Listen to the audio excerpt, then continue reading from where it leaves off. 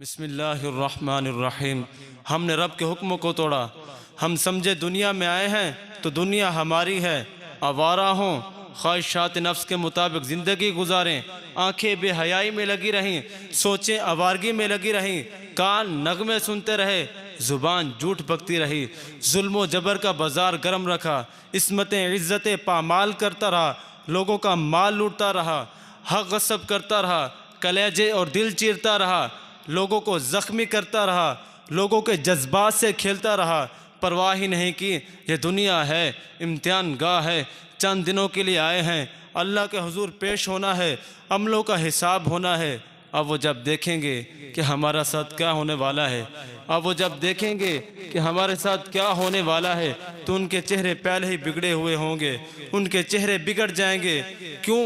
वो गुमान करेंगे कि हमारी रीढ़ की हड्डी तोड़ दी जाएगी, और जिसकी रीढ़ की हड्डी टूट जाए उसका चेहरा शगुफ्ता गुलाब तो नहीं होता।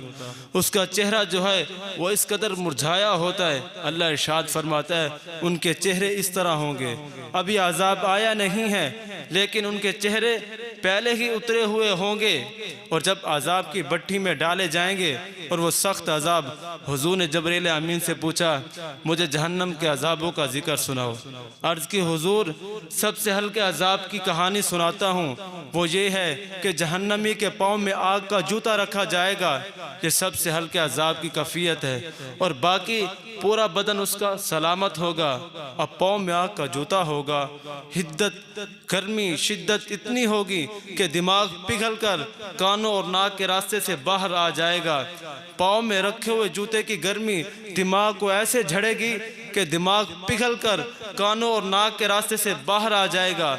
अल्लाह के अजाब से खौफ से, अल्लाह के अजाब के खौफ से चेहरे बिगड़ जाएंगे, हालत सलामत नहीं रहेगी। और ये बात जहन में रखिएगा कि अल्लाह रब्बुल इज़्ज़त जिसको भी जहन्नम में डालेगा उसको इस सूरत में नहीं डालेगा। ये मोहम्मदी सूरत है। ये सूरत उससे छीन ली जाएगी, उसकी शक्ल को बड़ा कर दिया जाएगा। उसका एक एक दांत ओहद पहाड़ जितना होगा। ओहद पहाड़ 15 किलोमीटर पर फैला हुआ है। उसका एक दांत 15 किलोमीटर का होगा तो उसके 32 दांत कितने होंगे, और उसका मुंह कितना बड़ा होगा।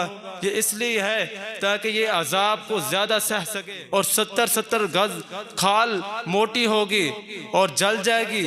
अल्लाह कुरान में इरशाद फरमाता है जब खाल जल जाएगी हम नई दे देंगे, ताकि इसको अजाब की तकलीफ गवारा करनी पड़े, ताकि ये अजाब को ज्यादा सह सके।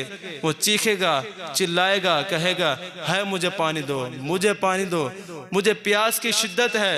70 साल तक तो कोई उसकी आवाज़ ही नहीं सुनेगा। 70 साल के बाद दरोगा जहन्नम चीख कर कहेगा तू क्या मांगता है? वो कहेगा मुझे पानी दो, मुझे प्यास की शिद्दत है। दरोगा जहन्नम कहेगा ठीक है अभी तुझे पानी मिलता है, और दरोगा जहन्नम उसे पानी देगा, कोका कोला की बोतल देगा, या पेप्सी उसके हाथ में थमा देगा, या मिनरल वाटर की बोतल देगा। नहीं, अल्लाह कुरान में इरशाद फरमाता है उसे माए हमीम दिया जाएगा, खोलता हुआ पानी देगी। इतना गर्म पानी होगा कि उस भाप की वजह से उसके चेहरे की खाल उधर कर उसमें घिर पड़ेगी, लेकिन उसके बावजूद उसको ये पानी पीना पड़ेगा। अल्लाह फरमाता है ये दुनिया ही सब कुछ नहीं है, समझ ले यही सब कुछ है। और आखिरत को भूल गए। सुबह उठे काम पे चले गए, शाम आए आवारगी में चले गए, सदाएं आती रही हय्या अलस सलाह हय्या अलल फलाह।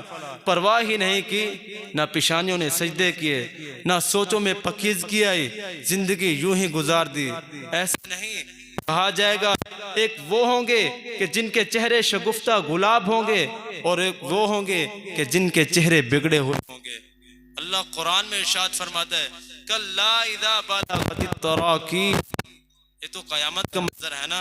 क़यामत से कबल अल्लाह इरशाद फरमाता है कल्ला इज़ा बलगतित तराकी। हाँ हाँ, जब जान गले को पहुंच जाएगी, जब सांस इस हंसली में अटक जाएगा, जब सांस सीने से ऊपर चली जाएगी, ए इंसान तेरे ऊपर ये वक्त भी आने वाला है, तेरे ऊपर ये घड़ी भी आने वाली है। अब डॉक्टर भी इसे लाइलाज करार दे रहे हैं।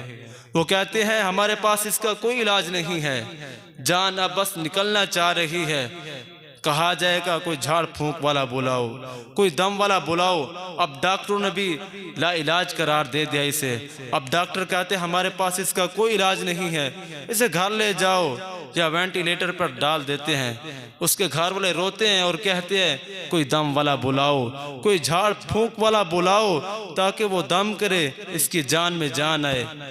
वज़न्ना अन्नहुल फिराक, अल्लाह इरशाद फरमाता है ये तो झाड़ फूंक वाले को ढूंढ रहे हैं, लेकिन जिसकी सांस यहाँ अटकी हुई है वो समझ गया है कि अब मौत आ गई ही है। उसको यकीन हो गया है कि मौत के लम्हे आ गए हैं। वो समझ गया है कि मैं आज बच नहीं पाऊंगा। उसको पता लग गया है कि मैं आज बच नहीं पाऊंगा, मैं इससे बच नहीं सकता। ये तो झाड़ फूंक वाले को बुला रहे हैं। उसे पता लग गया है कि मैं अब बच नहीं पाऊंगा। वल्तफ़तिस्साक़ु बिस्साक़, और पिंडली पे चढ़ रही है। जब मौत आती है तो पिंडली से लिपट जाती है और उसको जुदा करके दोनों अंगूठे बांधते जाते हैं ताकि पिंडली के ऊपर न चढ़े। ए इंसान, तेरे ऊपर ये वक्त भी आने वाला है, तेरे ऊपर ये घड़ी भी आने वाली है कि तेरे दोनों अंगूठे बांधते जाएंगे।